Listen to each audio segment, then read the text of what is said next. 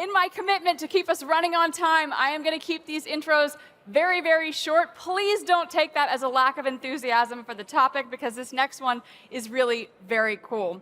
Our next panel is going to be looking into the future, smart glasses, and the augmented world. It is moderated by the head of blockchain at Bitkom, Benedict Faupel. Please welcome Benedict and his panel. Welcome. Welcome.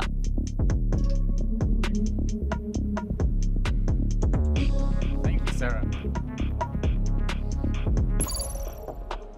Thank you, Sarah. So, a few years ago, I had my eyes lasered in order to never have to wear glasses again. Now, with the metaverse around the corner, everyone talking about augmented reality, virtual reality, and Apple announcing their Vision Pro for next year, I kind of get the feeling that I will be wearing some sort of glasses very soon again. With my guests, I want to take the next half hour to take a look into the future and see how smart glasses and the augmented world might change our lives. So, welcome on stage with me, Katrin Pietschmann, who is the Managing Director at Fielmann Ventures. Next to her is Miro Taphanel, who is the CEO at Gixel. And last but definitely not least, Thomas von Wantoch, co-CEO and CFO of Augmented. Welcome. And of course, my first question to you is going to be, will we all have to wear glasses in the future? Who wants to start? Yes, I can start, since I'm the one coming from the glasses company, Fielmann. Most of you will probably know.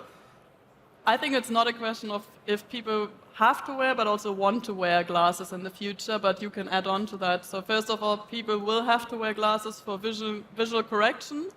And then secondly, if we have really interesting use cases with augmentation, I think lots of people will also want to wear glasses in the future. So glasses in our face will stay and just change and become even more important. That's my opinion on that. Yeah, definitely. Of course we will wear glasses. I mean, 50% of us are not able to see without. But these new glass augmented reality, you need a use case, and there's a kind of invisible gap between us two. We are doing the immersive, full field of view kind of augmented reality. And we are always talking about the killer application, which is communication. So it's about doing what we do here, but not being in the same place. And for that, we need this big field of view. And big field of view, this is technically challenging. And you need to make compromises at the moment and makes it bulkier. So you go away from the form factor normal glasses a little bit. And then you can introduce this yourself, but the smart glasses is another technical compromise where you balance it differently. I also definitely see that we all will wear glasses. So I mean, it will really provide a new kind of display technology, so that a lot of information that today you need your smartphone or anything else can be somewhere in your sight, and that will definitely be a big use case. So I mean, there are different kinds of, let's say, usages of people in everyday life, but for everyone there will be something where you can say, okay, now I don't need my smartphone any longer for that. I don't need to have any additional device to get some information. And also the combination of AR and AI, that will also, I think, lead to a need for this kind of technologies. And I think it will start with smart glasses, also immersive glasses. That's maybe what we have already today, which are kind of bulky, so not really consumer devices. But also, like we from Augmented, we are approaching it from a way where we want to make first consumer glasses so that they are very comfortable all day long wearable, and that then in the end will, I think, merge, so that in the end you will have something like an immersive view. The world will be then your display, so you can have any kind of information anywhere, and that will definitely be a big change. So maybe let's address the, so to say, elephant in the room right away. The announcement of Apple to launch the Vision Pro next year. And I want to ask the audience, because there are many stages and many discussions already. So who here in the audience hasn't heard anything about Apple Vision Pro so far today? Show of hands. Who has heard too much already about Apple Vision Pro today? Two show of hands. Who just never raises their hand when the moderator asks a question? That's the most people. Okay, then maybe very, very quickly, for those who are not experts or haven't heard that much about Apple Vision Pro, can one of you describe what is the main difference between smart glasses, the Vision Pro, and other augmented and virtual reality devices, just so that we're on the same page? Yeah. I mean, obviously it's an VR glass. You have all seen this. But it wants to be an AR glass. I think this is the important thing. And there is this kind of hidden secret behind it. Apple at the moment is not able to build an AR glass. Otherwise, they would bring it out there. And this is where we are. So we are able to make, let's say, perfect VR. This is what Apple showed us. And it also showed the feature set. And then there is this technology race of making real AR happen, which is still kind of a technical problem. But we are in a very interesting time where startups, different approaches, still competing, are able to get to this point. And I'm saying it wants to be an AR glass because, I mean, you are away and then you're building something in front of you, make holes through it that you're able to see through again. Okay, we had this before. And then the other way around as well with a second display. Quite funny. And also the feature set is very risky for Apple. Apple normally went out there when it was already proven which kind of technology was missing and how we can make money out of it. And then they were focused on the user experience.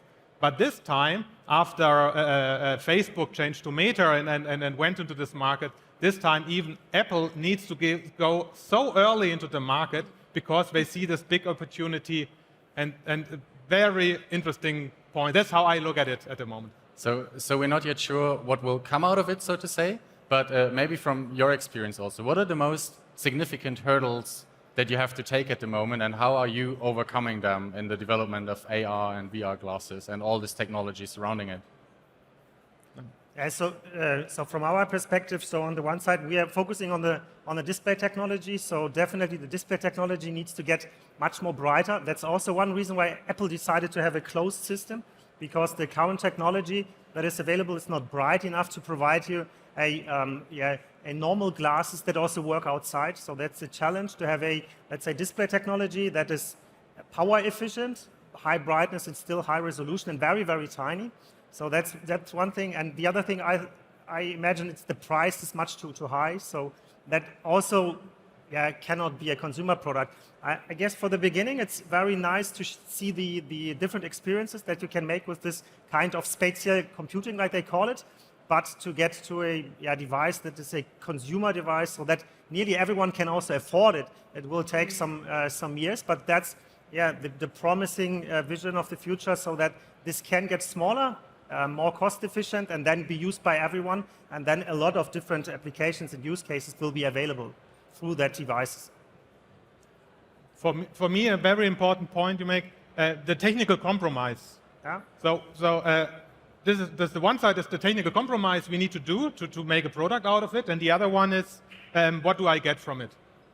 And here, this is where we all are trying to find out in the market what's happening, because you can buy already a lot of augmented reality glasses out there. You have the famous one like HoloLens and Magic Leap and so on, but there are another 50 AR glasses out there. Most of them are kind of from China, but still we don't see it in the everyday life. Yeah. And the question is, which use cases are now getting possible? And for us, I already said it, it's immersive communication, which is going to let you accept something which is not super thin, but still don't make you look stupid. And with this, and Apple made a very aggressive technical compromises going for a VR system. And they did elaborate research behind, and they say they are able to deliver in a way that the user experience is high enough, people are going to buy it. So coming to user experience and use cases, when will I be able to buy smart glasses at Fielmann in the store? Yeah, good question. I think that really adds on to your points. As soon as there are smart glasses that are ready, that people want to put and wear all day long, we are ready to take them onto our shelves. Right now, it's too much in a niche, too special use cases. The devices you mentioned that are on the market are quite rudimentary. They're lacking form factor, they're lacking many use cases, they're often still too heavy, and just not a sexy product you want to put in your face all day long. As soon as it becomes a real augmented reality device that looks like normal eyewear and has this added value by enabling lots of use cases that we're used to from our smartphones, I think then we're ready to put it in our shelves. I guess waiting for this, every development starts with a Ray-Ban design. Not a Fielmann, but it's normally how I say. They start with a Ray-Ban design, don't worry. and then they end up with something which looks like HoloLens. But the interesting point, and then perhaps connects to Apple, why they go now into the shelves. The interesting point is you don't need to wait until it's perfect. It's already starting before. And if I need to say when do we get them into the shelves, it's starting to be in 2 years, 2 to 3 years, then we see them in the shelves. And then we are already talking about consumer.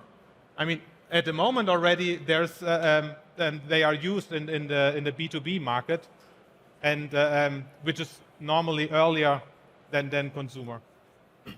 Yeah, I also agree to that. So I think that in 2025 maybe we will see some devices coming to the market. Maybe also some early devices next year, but most of them 25, and then in 26 there will be as we see it also from our customers, a big growth of that. And so how will this change human visual experience in the future? So this combination of smart glasses in everyday life, augmented and virtual reality, how will this change our perception of reality? Because we are looking into the future and in the augmented world, right? So what is your perception, so to say? Yeah, I think it will completely change the way you get digital information. So it's really like that in the end you can have, let's say, any kind of information anywhere. So today when you're reading a book on your smartphone, it's quite small. So you have a very small display, high resolution, but very tiny. So you have really to focus on just one part. But imagine the future, you could just read anywhere in any size of letters that you want to have. So what's most comfortable for you? So it will change a lot, and you can turn really anything to a display. So, and then when you combine that with AI, so for example, you have a lot of sensors also. So you could have something like a personal AI that all the time, let's say, tries to anticipate what you are now actually doing and what your interests are, and that could then, let's say, provide the right information at the right time that you want to have, and then use this display to show it at the right position also. So I think it will change a lot. My picture of it, there's a lot of hype around this word metaverse, and you've seen a lot of applications, and they are very much thought through the VR headset. Yeah. So, for example, having screens everywhere completely makes sense if you are a VR user. But if you're an AR user, you have transparent glasses. Why do I need all these screens? I have a screen at my laptop, I have a screen at my desk, I even have a screen on my smartphone. So this is really something different if you go for augmented reality than for VR.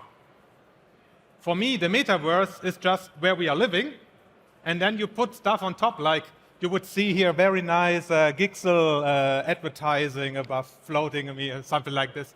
So you start to play with the physical world and not so much go to a different world where you're new. This is one important point. And the other point, what augmented reality is going to change, because now Apple is starting with this device, and as you said, you can't go out there. You don't want to cross the street like with this field of view. A lot of people will not survive. And with the AR, you can go out, and then you have a walk, and then there is Harry Potter flying with you, and there are big animals in the forest, and stuff like this is going to happen, which is a new kind of entertainment, which only works with AR. And perhaps I'm repeating myself, but at the end, I was sitting 5 hours this morning in the train, completely stupid. Why are we not able to deliver this user experience with something you put onto your face, and then you have this kind of feeling you're in the same room? During since the pandemic, we don't need to explain anymore that video conferencing is not the end. But I have the feeling already it's kind of throbbing. People are getting used to travel again. It's okay to sit in the train. No, it's not. It's much nicer to be instantly connected, have this human factor of social interaction instantly, and this is also going to change. And then there's a lot of stuff which this will affect, like how we work together, where we are living. Do I really need to live in a city or close to the beach, like these digital nomaden? This is my picture. So don't be too much into the VR metaverse thinking of what is going to happen with augmented reality. It's really different. So I like the idea of having more time to travel, so to say. If I can do something nice in the VR world or the AR world, seeing Harry Potter flying around. But maybe to you, Katrin. So what is your vision or Fielmann's vision of site enhancement or alteration through technological progress? So where is all this going? What is the end goal, so to say? Yeah, for us, what is very important is always health first, that we still, in all these devices, we need and must consider also vision correction. So, as you said, 50% of the population already need eyewear anyway. We see with all the screen time and people spending a lot of time inside, this is even increasing. So there's this myopia progression going on. So we will have always the health factor in all these devices. And it's very interesting for us to see first tech companies are realizing this as well and are approaching us now because they say, okay, to have a really good consumer solution, we need to put prescription and vision correction also inside. So that's our main, that's our identity, where we're coming from, and that's what we can add to this new product category, the health factor. And then we believe, totally in line with what you said, it will be augmented, and it will be just making our daily lives more comfortable in the real world. And probably first use cases will, as you said, be work-related. That's where we also did our first investments in the B2B area, where it's just helping people to have their hands free, to have better meetings and so on. And then in the B2C area, we believe that entertainment will be the big use cases coming first. And then it's always up to the user what they make up and what use cases they also develop when they have the product at hand. Yeah, I think that also in the future, so it's possible that later maybe when you're sitting at Fielmann and choosing your new glasses, you have the option to also integrate a small and tiny display into it or any other kind of technology.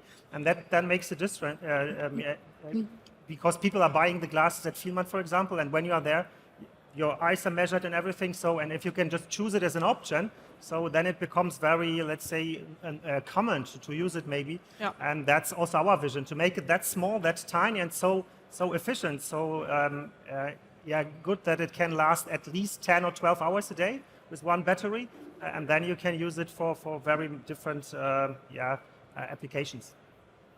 If I would need to make a bet from a consumer point of view, it would be sport as one of the first applications. We already see gaming, so it's not really fair. They were first. But I always look through the glasses of communication. And what was quite funny was the success of Peloton through the pandemic. I mean, it's a cycle, there's a screen, there's a person on top of it and shouting at you. And this was a big success. And we all have this intrinsic motivation like beer, sport, let's take the beer. But when you start to do it together, then people are really enjoying it. And this is short enough to be early that you don't need to work the complete day. And you have this user experience is not completely depending on the getting the avatars or the communication part out of the uncanny valley, like make it really perfect and photorealistic, because the sport still is some kind the center of this application. That's what I would bet is coming first. And so you're all innovators in the space of AR, VR, smart glasses. So what is the latest technological progress that you want to share with us? What's happening right now in your field or your area of expertise? Maybe I can start. We made an investment last year in a company back from Israel, Deep Optics, and that's also emphasizing again that for us, smart glasses is always with a health aspect, because they have developed a liquid crystal technology that helps you to have the vision correction always right by tapping on an app or just tapping on the device.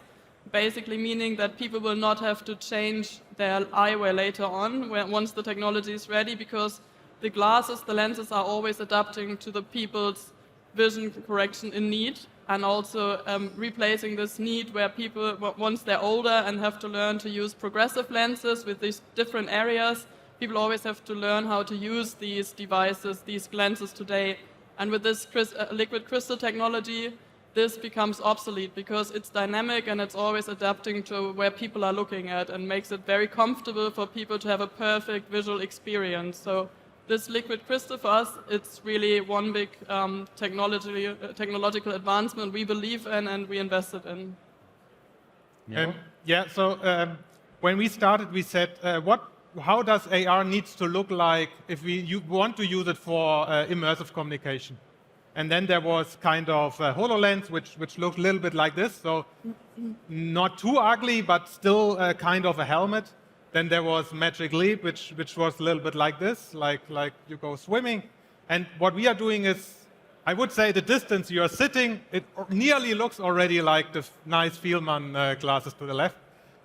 So don't look stupid, form factor, and then this wide, big field of view, which is technically impossible so far. If you can do it, but then you have a very big form factor and looks like a helmet you wear in a jet. This is what is going to change. We go a little bit of kind of public. We have a new approach how to achieve this end of this year, and then perhaps first images will appear, stuff how it's going to look like. But it's a big change. So far, these waveguides and what's out there technically. They did not reach this point of having full immersive field of view, and this is going to change soon. Thomas, what's your view?